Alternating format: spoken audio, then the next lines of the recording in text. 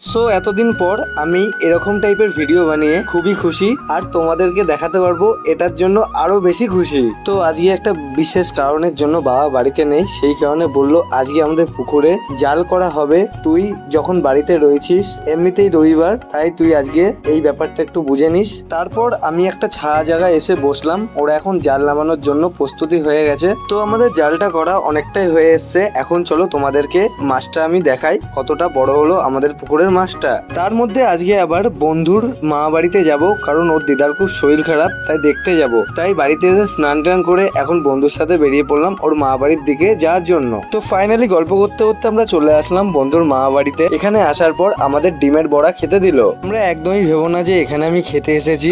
কারোর বাড়িতে দুপুরবেলা গেলে সবাই বলবে খেয়ে যাওয়ার কথা, এটা একদমই খারাপ কিছু না। তো এদের সাথে দেখা করে বন্ধুর দিদাকে দেখে আমরা বেরিয়ে পড়লাম বাড়ির দিকে রওনা দেওয়ার জন্য। তারপরে আমরা রওনা দিতে দিতে চলে আসলাম ভাইরাল বাঁশবাগানে। এখানে অনেক ইউটিউবাররাই ভিডিও বানিয়ে গেছে, তো সেটাই তোমাদের আমি দেখাতে নিয়ে আসলাম। চলো আজকের মতন এইটুকুনি থাকুক।